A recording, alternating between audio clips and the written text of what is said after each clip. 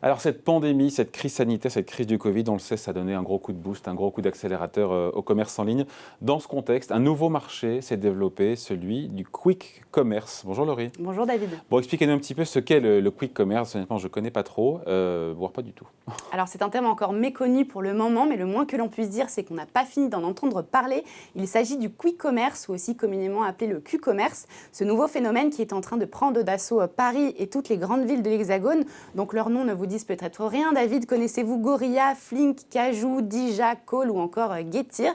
Eh bien, ce sont les nouveaux professionnels du quick commerce qui datent pour la plupart de moins d'un an et qui promettent de révolutionner le marché de la livraison rapide à domicile. Non, par contre, je crois qu'avoir vu une pub dans le métro, je crois que c'était pour Gorilla. Bon, bref.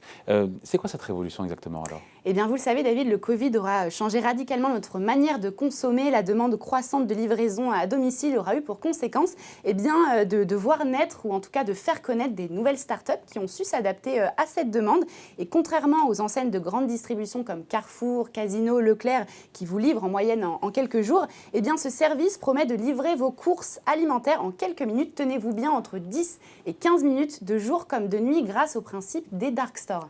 Voilà, je ne suis pas totalement débile. Je connaissais les dark kitchen, mais pour le coup, pas les dark stores. Qu'est-ce que c'est? Alors en effet, David, pendant le confinement, on a beaucoup entendu parler des dark kitchen. Et bien avec l'essor du e-commerce, ce sont aujourd'hui les dark stores qui font leur apparition en France. Alors ce sont des petits entrepôts qui ressemblent à des supermarchés, généralement situés au cœur des grandes villes. Ils n'accueillent pas de clients, ils sont uniquement dédiés aux commandes en ligne, puis à la livraison. Bon, comment tout ça fonctionne quand on regarde un petit peu dans la boutique? Expliquez-nous comment c'est possible qu'on livre qu'on livre des courses, pour le coup là, en si peu de temps. Eh bien, dès que votre commande est saisie sur l'application, un opérateur du dark store du coup reçoit votre liste de courses. Un algorithme va ensuite définir le trajet à effectuer pour l'employé du dark store, de manière à éviter les allers-retours inutiles dans les rayons. Une fois que le sac est prêt, eh bien, il est transmis au coursier qui vous l'apporte en moins de 15 minutes. Donc tout est fait pour que ce soit le plus rapide et efficace possible. Laurie, ces startups, elles sortent d'où? Pour le coup, vous disiez que certaines n'étaient pas si nouvelles que ça.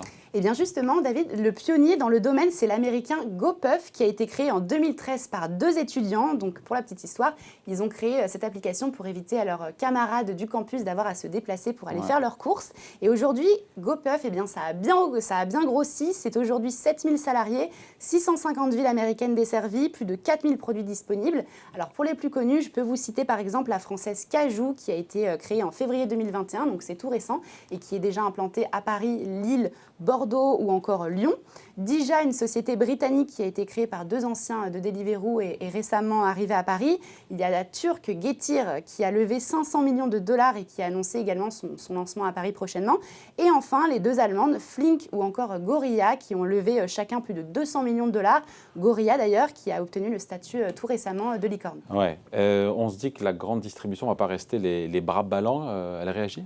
Alors, on peut dire que le quick commerce est un peu l'angle mort de la grande distribution, mais certains tentent quand même de se faire leur place sur le marché du quick commerce. Donc le meilleur exemple, c'est Amazon et Monoprix qui ont lancé le 16 juin leur offre à Strasbourg conjointe de livraison de courses à domicile dans la même journée. Donc seulement par contre réservé aux abonnés Amazon Prime.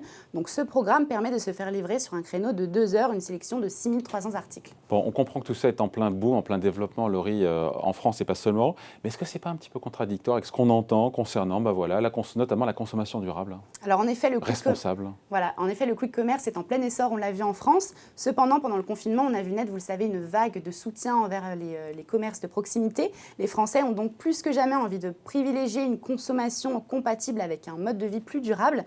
D'ailleurs, une enquête qui a été menée par l'Observatoire Société et Consommation nous montre que 8,9 millions de Français souhaitent diminuer leur consommation.